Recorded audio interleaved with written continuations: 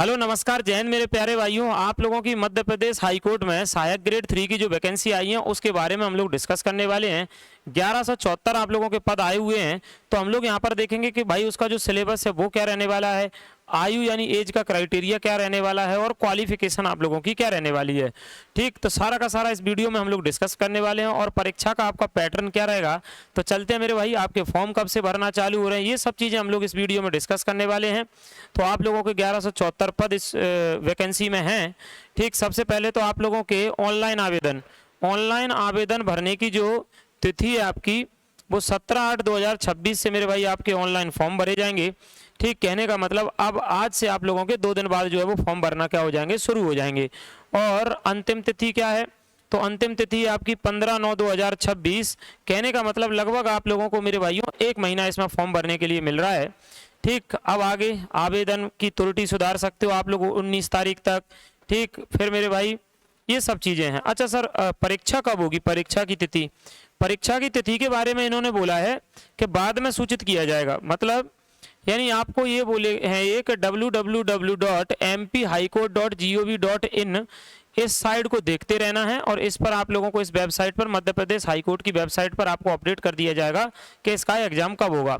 अगर मध्य प्रदेश हाईकोर्ट के पुराने पेपरों के हिसाब से देखा जाए तो लगभग ये मतलब 3 महीने के समथिंग देता है। यानी जैसे फॉर्म भरते हैं ना, जब से आप लोगों को लगभग 3 महीने देता है।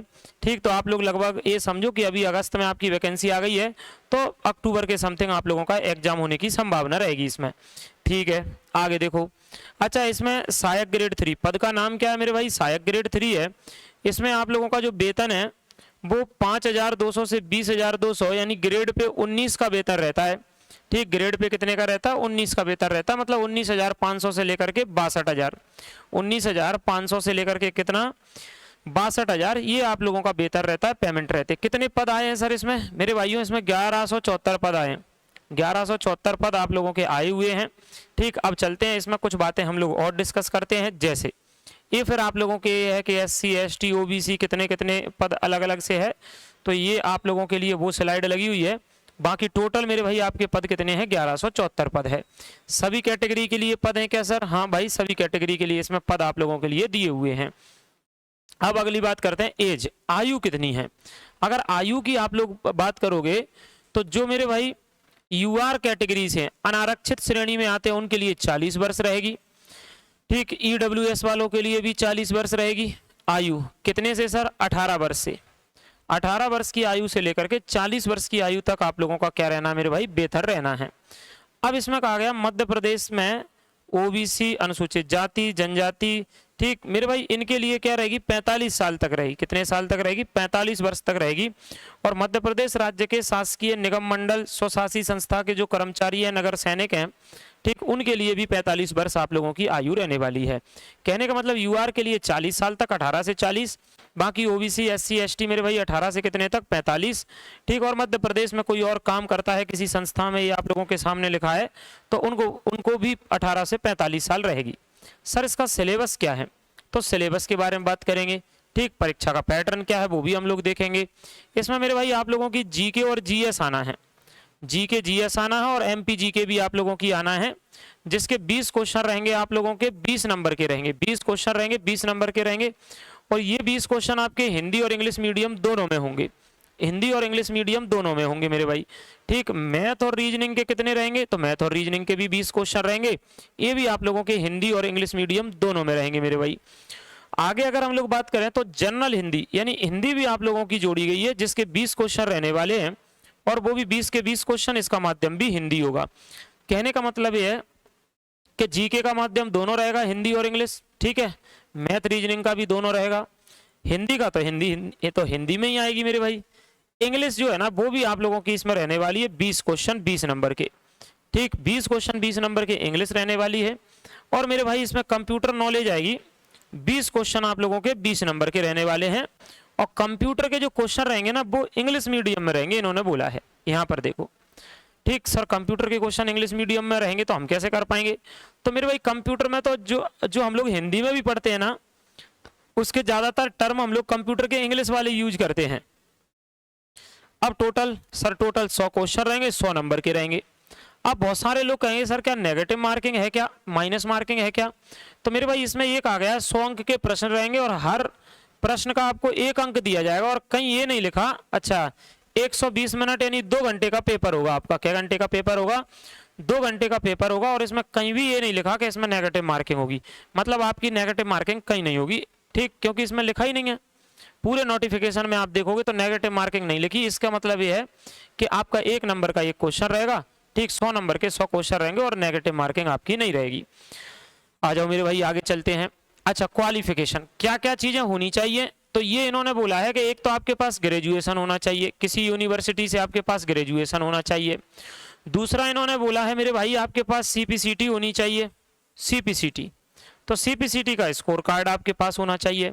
ये सीपीसीटी तो मध्य प्रदेश में इतनी इंपॉर्टेंट हो गई है, अगर किसी को नौकरी लगाना है मध्य प्रदेश में, हकीकत में मैं बोल रहा हूँ मेरे भाई, सीपीसीटी तो कर लो, एक सीपीसीटी और एक कंप्यूटर का डिप्लोमा। आप देखो अभी एमपी में ग्रुप 2 सब ग्रुप 4 की वैकेंसी आई है, उसमें बहुत सारे पद आप लोगों को सीपीसीटी कंप्यूटर का डिप्लोमा, सीपीसीटी कंप्यूटर का डिप्लोमा।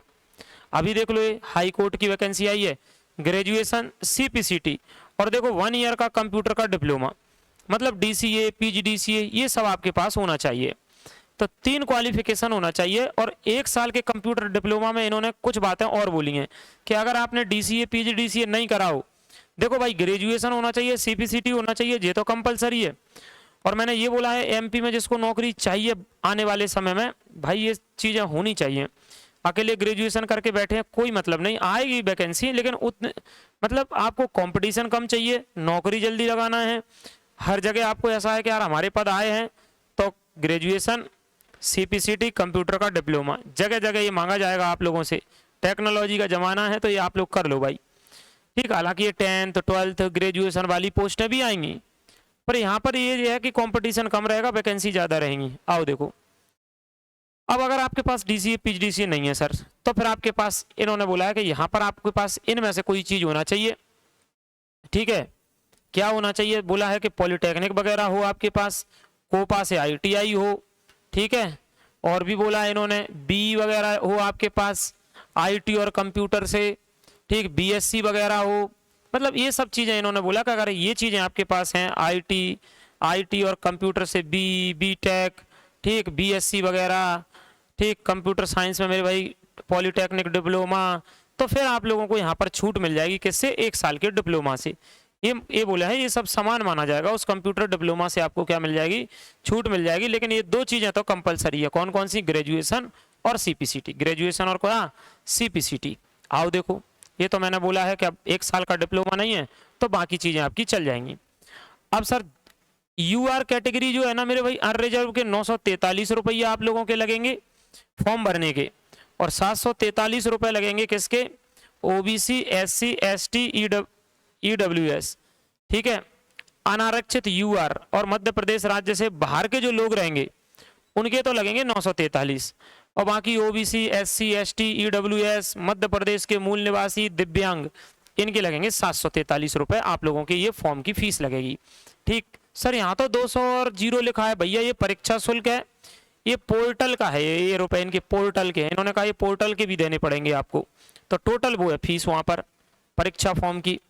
अच्छा, पेपर क्या रहेगा? ऑनलाइन पेपर रहेगा जिसमें 100 नंबर तो पेपर के रहेंगे आप लोगों के, और मेरे भाई हिंदी की टाइपिंग भी होगी पेपर निकलने के बाद में 50 नंबर की, तो 150 नंबर में से आपकी मेरिट बनेगी।